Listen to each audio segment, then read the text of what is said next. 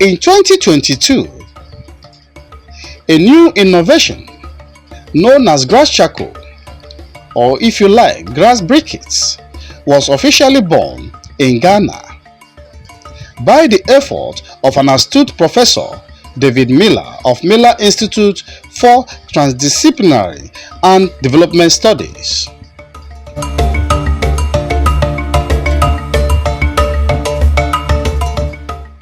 The innovation is one that has a lot of advantages to especially people living all around the Savannah ecological zone of the north. Grass charcoal is one of several compaction technologies to form biomass materials into products of higher bulk density, lower moisture content, and uniform size shape with biomass briquetting machine. The idea of briquetting is to use material that are otherwise not usable due to lack of density, compressing them into a solid fuel of convenient shape that can be burned like wood or charcoal. The briquettes have better physical combustion than the initial waste. Moreover, the charcoal briquettes from agricultural waste can be used as fuel in place to ordinary wood charcoal in the rural houses in Ghana, and as well in the urban cities too. The good is that the type of cooker and stove needed for using charcoal briquettes is manufactured readily and almost can be found in every home in Ghana, and it is referred to as coal pots.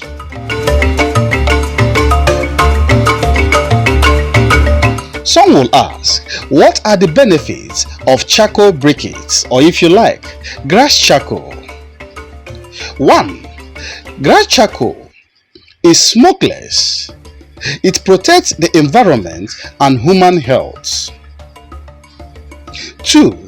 It exhibits faster heat release and greater heat value. Low production costs when compared to purchase price of wood charcoal at local markets. It can also burn for a long period, between 2 to 3 hours. It improves the combustion efficiency of existing traditional furnaces. According to Professor Millar, he has conducted an extensive study on the use of organic material to make briquettes, and it has come out clear that the experiences internationally in Africa and in West Africa so far have been on assorted farm by products, not on grasses.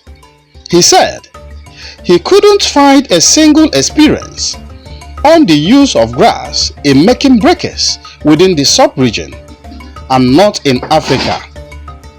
So that is something very unique, and he thinks if we want to upscale its uniqueness, we need the policy support for that. In fact, at this level, there are two major areas.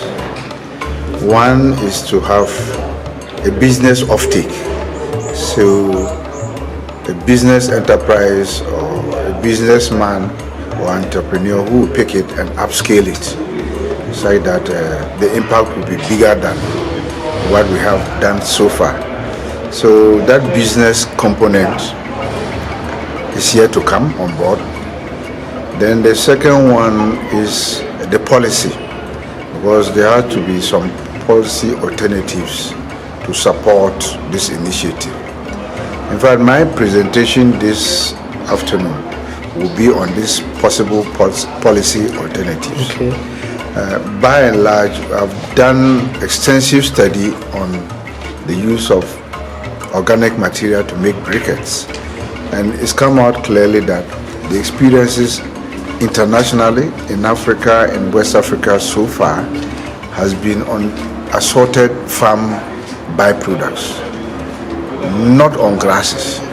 We couldn't find a single experience on the use of grass in making briquettes within the sub-region and not in Africa. So that is something very unique. And we think that if we want to upscale this uniqueness, we need the policy support for that.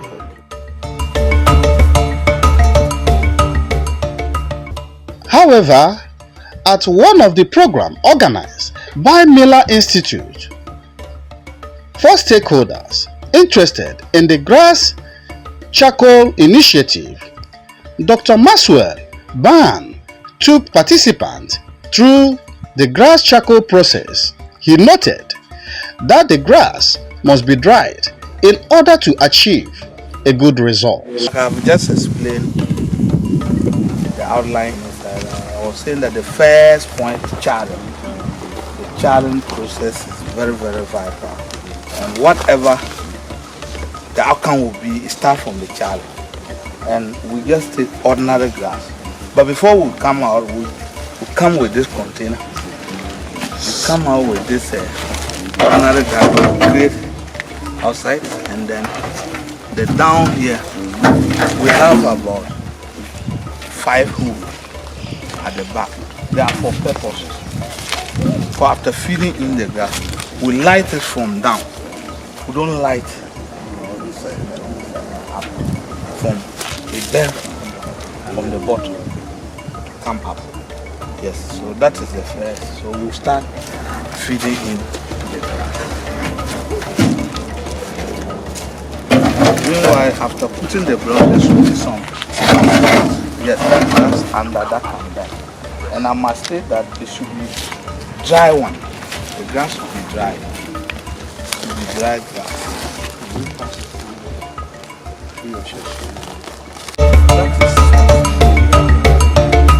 That one.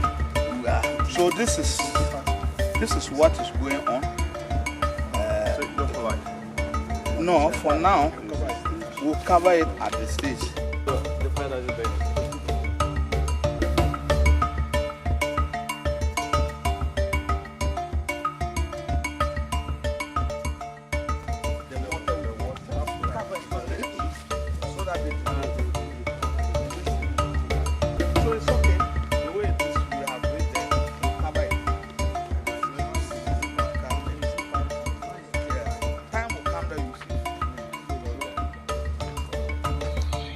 So, as the process continued, the grass is expected to catch fire and burn for some minutes before it will be covered all round thoroughly with sand for another minute. However, with this process, no oxygen is expected to penetrate into the drum. Even though no required minutes for the duration was specified for this process, it also depends on the quality and quantity of the grass material used. After the charring process, one needs to boil water for the mixing of cassava dough, which will be used in the mixing process.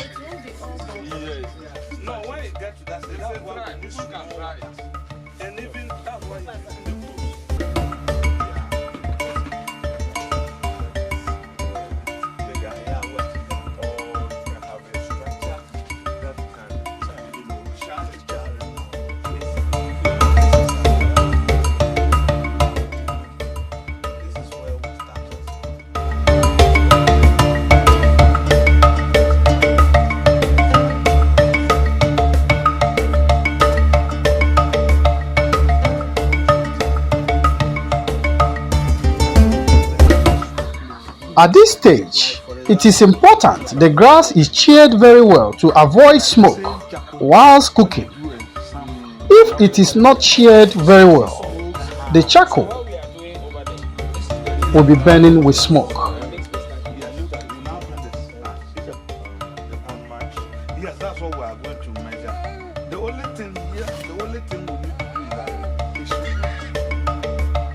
Musha up. It should be thick.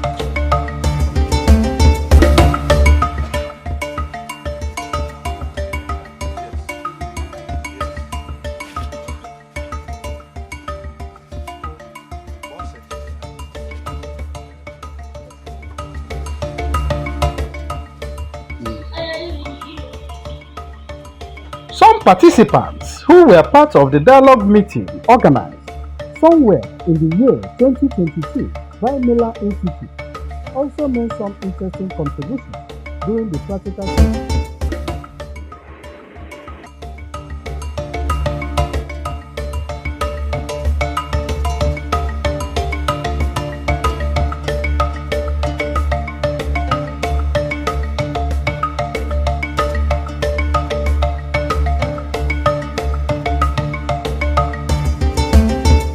That in Europe and in America, where this time they are suffering from winter, they have some burning facilities in their rooms where they put just small wood or a look-alike chapter, and then it keeps burning, and the whole place, or if you like, the whole room is very warm or hot, if I should say, for them to be able to survive.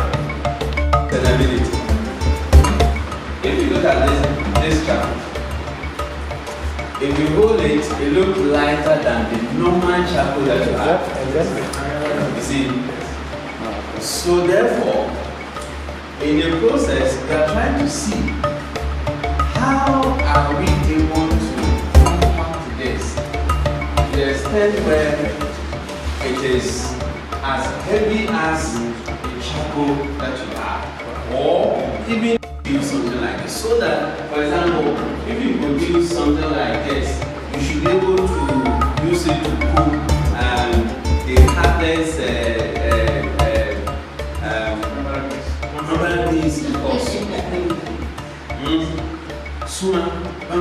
so that you can cook it for it to be ready for you to eat. Or let's just come back to the normal simple food.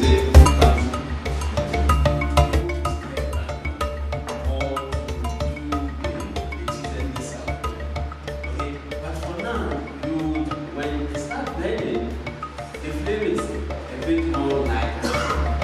So that's why we are continuing.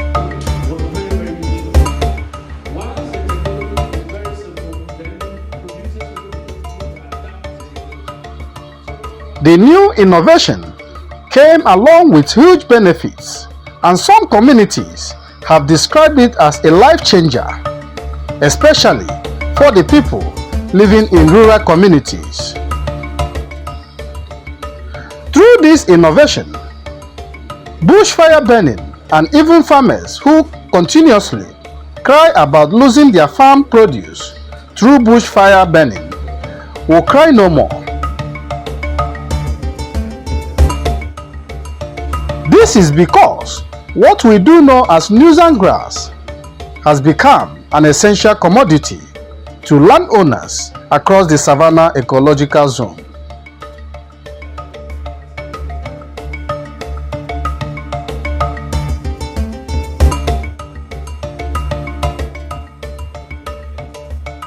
Stakeholders who were part of the dialogue engagement organized by Millar Institute on Friday, February 24, 2023, say they are particularly excited because the innovation makes use of a very simple material and also makes use of locally available materials.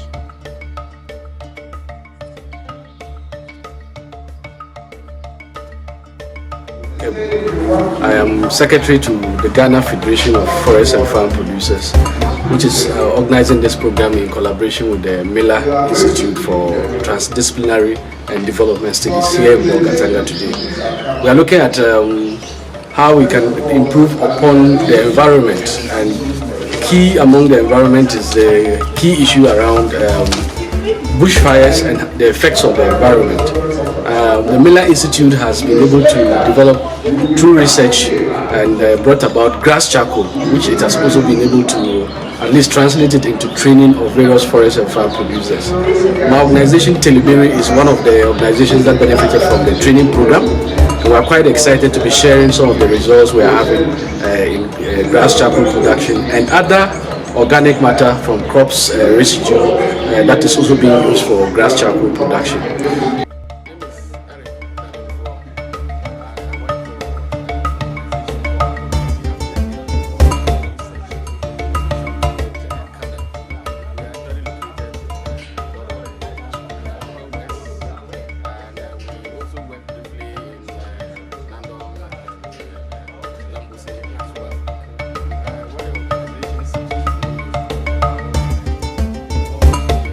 Executive Director of Community Action in Development and Research, Eric Dalimpio, told APEXNewsGH.com that his group members received the new innovation with excitement.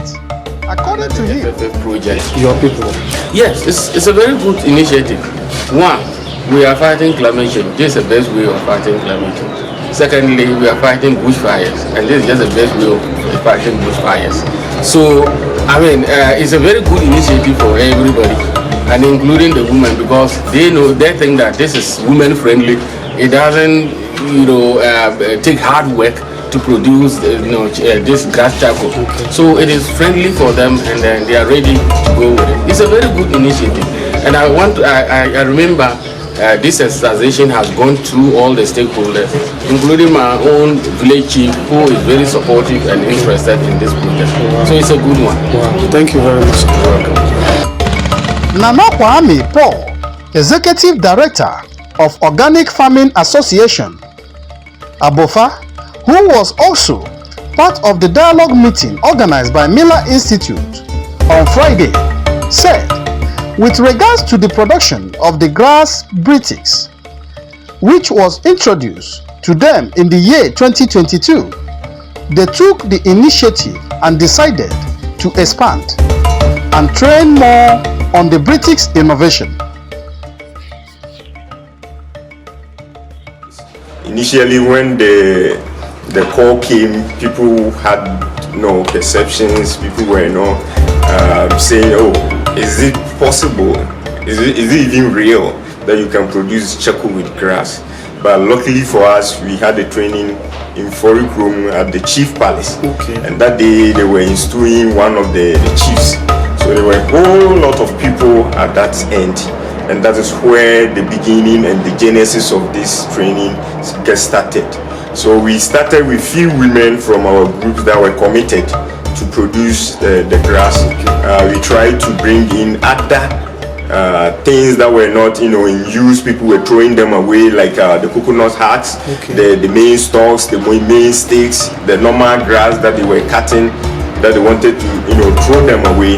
We started gathering all these ones and bringing them to the aggregation center, the training center, where we started the processing, the charring, the combining, the extraction. Everything was done there. So with regards to what we've been doing, a lot of stakeholders have also come on board, hopefully to be trained. Other NGOs also want us to train their groups in these charcoal breakers. And honestly speaking, I have tested it. I've used it in my house, and I've seen the difference because I have the normal charcoal and the breakers. And when you compare the period of using it, will tell you that it's better we go for the grass breakers. Because it takes longer time to reduce in size and have more of the dust. I see. Gradually it does that, but it also has a content that heats very fast. I see. So as compared to the normal charcoal, it goes very fast. So when you're cooking and you want it fast, use the briquettes instead of using the normal charcoal. That one, you break the period in between and be able to use it. We are also trying to give it to those who work at the night clubs, in front, the kebab sellers, the pub, whatever. We wanted them to have a taste of it. And in order to have a taste, you need to give it to them freely. So we gave out few of them to use. We are hoping to get the results and see whether we can expand and use those briskets as we promised to do. Okay. I'll start with the economic tree part first.